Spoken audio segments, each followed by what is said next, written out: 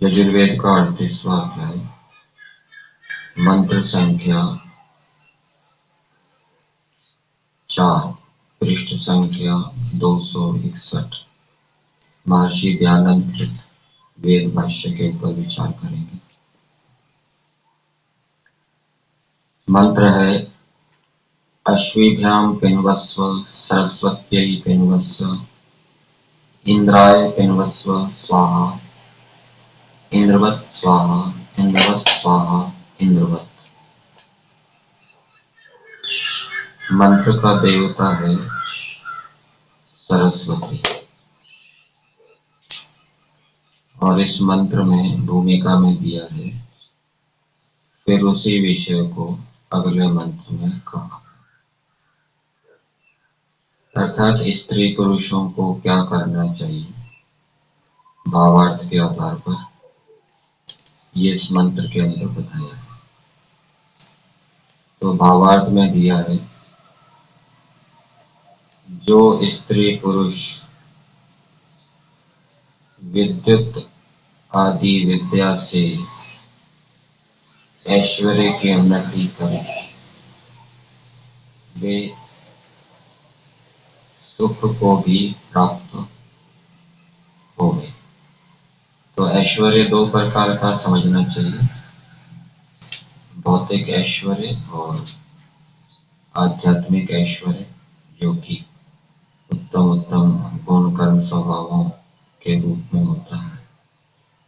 तो उस ऐश्वर्य की उन्नति का उपाय बताया है विद्युत आदि की विद्या। विद्युत विद्या के बारे में जानकारी होनी चाहिए और आदि से शरीर विद्या भी समझनी चाहिए। शरीर संबंधी विद्या भी होनी चाहिए। शरीर संबंधी विद्या नहीं होगी तो ना बाहर का ऐश्वर्य प्राप्त कर सकेंगे, ना आध्यात्मिक ऐश्वर्य प्राप्त कर सकेंगे। इसी प्रकार से विद्युत विद्या का संबंध मन से समझना चाहिए। मन को रोकने की विद्या यदि है हमारे पास तो उससे बाहर का और अंदर का ऐश्वर्य प्राप्त कर सकते हैं। मंत्र के पदों को पदार्थ के माध्यम से देखते हैं।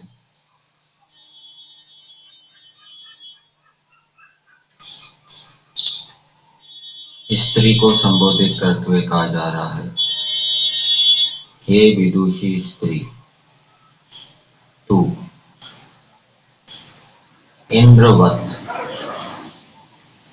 इंद्र का अर्थ यहाँ पर किया है ऐश्वर्य से युक्त वस्तु। इंद्र का अर्थ परमेश्वर भी होता है, इंद्र का अर्थ ऐश्वर्य भी होता है, इंद्र का अर्थ जीवात्मा भी होता है, अनेक अर्थ होते हैं।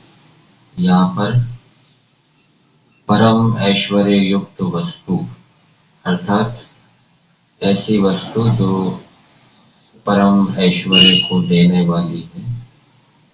तो स्त्री को संबोधित करते कहा जा रहा है, तू परम ऐश्वर्य युक्त वस्तु को ग्रहण करके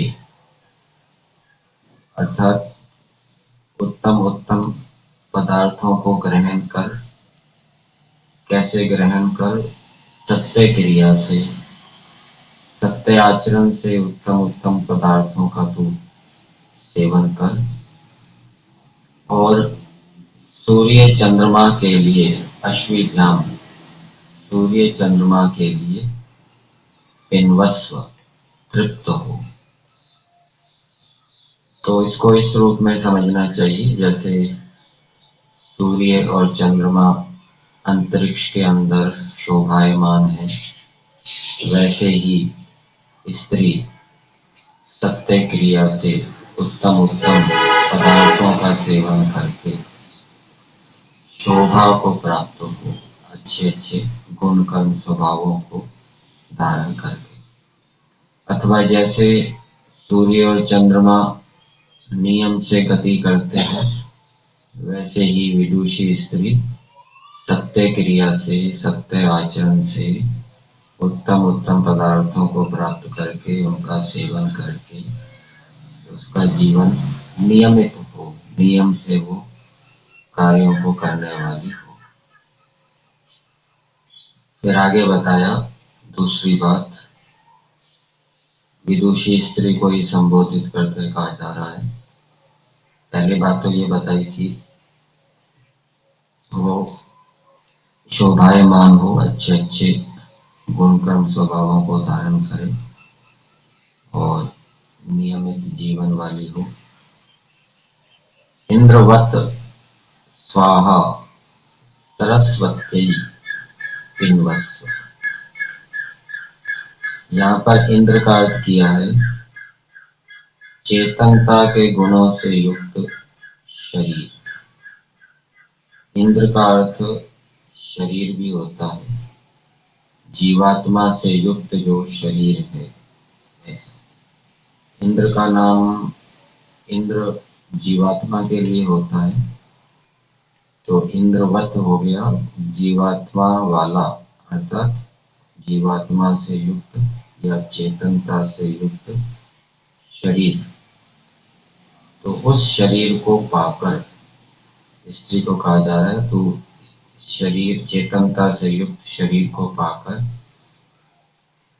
सत्यवाणी से सरस्वती सुशिक्षिता वाणी के लिए संतुष्ट हो। तो दूसरी बात बताई कि विदुषी स्त्री सुशिक्षित वाणी को जाने, सुशिक्षित सुशिक्षा से युक्त वाणी का प्रयोग करे, बड़े छोटे से बराबर वाले से किस प्रकार से वाणी का व्यवहार करना है उसमें वो कुशल हो, और उसके लिए ईश्वर ने उसको ये शरीर रूपी साधन दिया। तो ये वाणी की बात आई है, वाणी से भी सुशिक्षित हो गए स्त्री। ये तो स्त्री उदाहरण के लिए है, पुरुष के ऊपर भी ये लागू हो जाएगा कि पुरुष भी क्या है, वो सत्य आचरण से उत्तम उत्तम पदार्थों का सेवन करके उत्तम उत्तम गुण कर्म स्वभावों को धारण करके सूर्य चंद्रमा के समान शोभायमान हो, नियमित जीवन वाला हो। और इसी प्रकार से पुरुष भी सत्य भाषण आदि करके सुशिक्षित वाणी को प्राप्त हो। फिर तीसरी बात बताई इंद्रवत। इंद्र नाम बिजली का भी होता है, जो 33 देवता हैं, उन 33 देवताओं में एक नाम इंद्र है। इंद्र का अर्थ विद्युत है, तो यहाँ इंद्रवत का अर्थ कर दिया विद्युत विद्या। पीछे इंद्रवत का अर्थ किया था आत्मा से युक्त शरीर, और उससे पीछे इंद्रवत का अर्थ किया था ऐश्वर्य से युक्त वस्तु। तो विद्युत विद्या को जानकर स्त्री को संबोधित करते कहा जा रहा है, तो विद्युत विद्या को जानकर स्वाहा सत्यता से इंद्राय परम उत्तम ऐश्वर्य के लिए संतुष्ट।